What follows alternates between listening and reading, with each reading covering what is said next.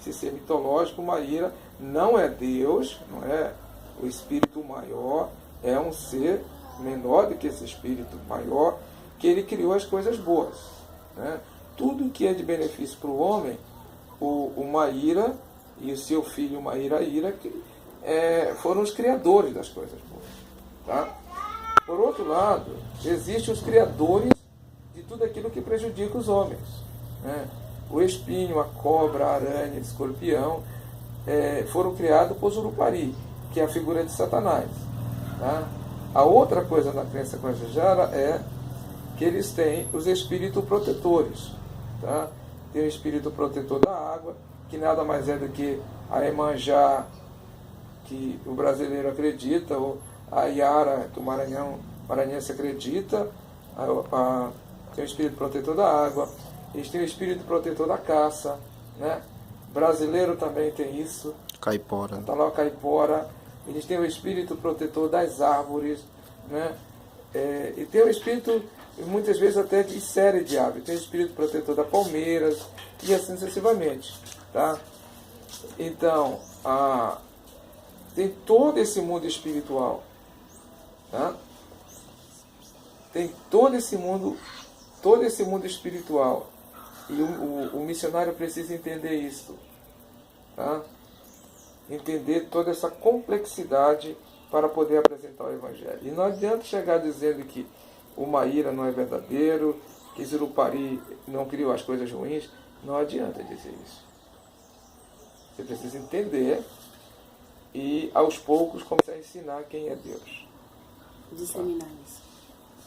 Ensinar quem é Deus, porque somente com o ensino e com o confronto de poder que vai existir aí, é que eles vão começar a realmente, a mente vai abrir e vão começar a ter uma compreensão melhor do Deus verdadeiro. Mas não adianta chegar dizendo que essa crença é errada, porque geração após geração crendo naquilo. Então, assim, o que a gente percebe, o senhor até citando aí o fator Melquisedeque, né, Dom Richardson, né? Richardson. Pronto, com aquela experiência dele lá na Birmânia e tudo, quando ele percebe a crença de cada um daqueles povos, o que é diferente da nossa crença é só na questão do nome da divindade, mas os princípios é a mesma coisa que a gente, né? Então, que pena que poucas pessoas conhecem esse livro, pastor, porque o que a gente percebe-se é que se nós tivéssemos uma abertura, não para um pluralismo religioso, mas para ver que cada cultura ela tem uma forma de verbalizar a sua divindade. E nós fazemos isso, eu acho que com os absurdos maiores que você pode imaginar, nós fazemos isso com muita facilidade e às vezes nós temos uma dificuldade. Acho que é uma exclusividade tão egoísta que a gente demoniza, parece que todo mundo que não conversa ou fala a mesma língua que a gente. O caso é o seguinte, é que se cada missionário, cada pastor, cada crente pudesse entender a manifestação universal de Deus, a evangelização dos povos tribais seria mais fácil. Em cada povo do mundo, por mais que ele nunca ouviu falar de Jesus, há uma manifestação de Deus. Então eu preciso entender onde esse Deus se manifesta, ou onde ele se manifestou no passado, e que o povo acredita nesse Deus sem conhecer. Então, o trabalho missionário, talvez, a diferença dele para o pastor, como foi feito, você falou bem antes já, é aí que ele precisa, certo, no campo transcultural onde ele está, procurar Deus. A manifestação de Deus naquela cultura daquele povo. Pronto. E a gente entende por isso que Deus ele não se manifesta de uma única forma, né? A gente é muito ligado a isso. Às vezes nós somos muito judaizantes com essa exclusividade, né? Sim, é verdade. Muito judaizante, porque se não for desse jeito, é incrível como a gente percebe que no Nordeste as pessoas, né, os americanos vieram com uma cultura do terno, da gravata, por conta de lá ser muito frio, e por eles utilizarem aqui, as pessoas começaram a utilizar aqui mesmo um sol quente disso, e por um período as pessoas que não usavam gravata ou terno, parece que era um sacrilégio do sagrado. Eu sofro até hoje, porque eu não uso esse troço. Né? Eu gosto de brincar quem usa paletó me perdoe, que se paletó fosse símbolo de santidade, Brasília só tinha santo. Ah? Ah, tu corta isso aí depois. Pastor Bené, Muito bom. como é a receptividade desse índio que se converte?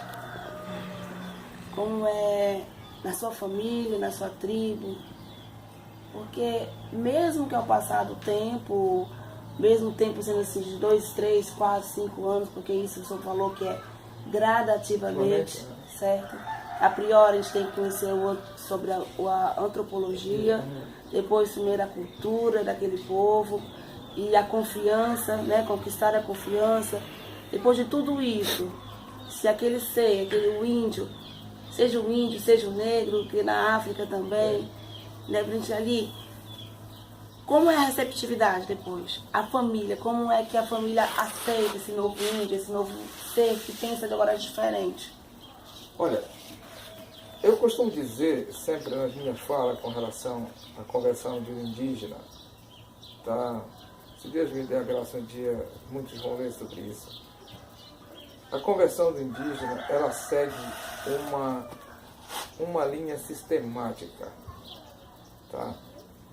Primeiro o indígena, depois de todo esse tempo de contato, do missionário compreender tudo, ele anuncia o evangelho. Muitos dos indígenas vão aceitar aquele evangelho, aquela pregação, porque agora ele tem uma amizade com esse missionário. E como nós conversamos ontem, se não me engano, esse missionário tem algo que o indígena não tem. Ele tem um espírito melhor do que o espírito do indígena.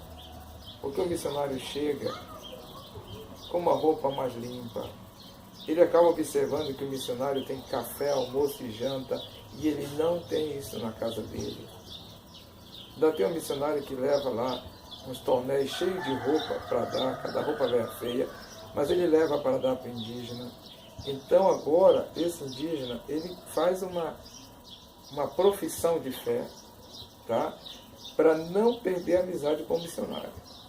O missionário nem sabe disso muitas vezes.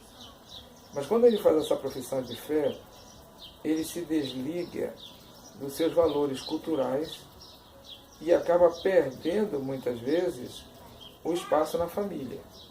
Então, muitos deles são até negligenciados, deixados, abandonados, excluídos da família.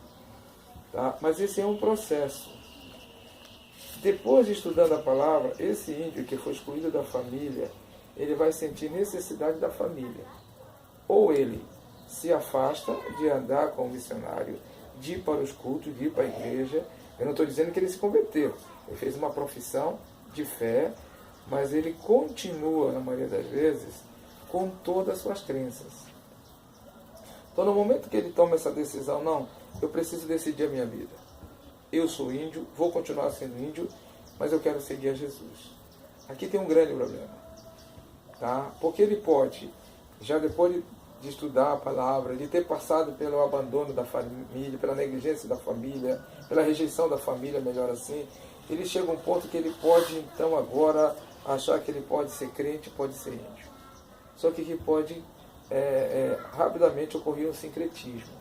Se ele realmente não foi liberto, ele vai continuar com todas as suas práticas da pagelância e tudo mais, mas também vivendo na igreja. Tá? Então aí está na hora do missionário começar a pensar. Eu sempre recomendo a missionários que vão trabalhar no campo, não proíba o indígena, tá? Não proíba o indígena de levar os seus filhos para o pajé. Para aí, me entendam, por favor. Porque em vez de você proibir, você ensina para ele. Porque nossas igrejas, aqui na sociedade envolvente, tá? Principalmente as igrejas históricas e tradicionais, elas trazem em si uma marca europeia e americana do que é certo e do que é errado. Tem muitas coisas que os crentes brasileiros das igrejas históricas não fazem, porque o missionário estrangeiro disse para ele que estava errado, mas ele nem sabe se é errado. E nas igrejas pentecostais tem muitas coisas que as pessoas fazem que está errado, mas eles acham que estão certos porque alguém lá atrás disse que estava certo. e que era pecado se não acreditasse naquilo. É a mesma coisa na tribo.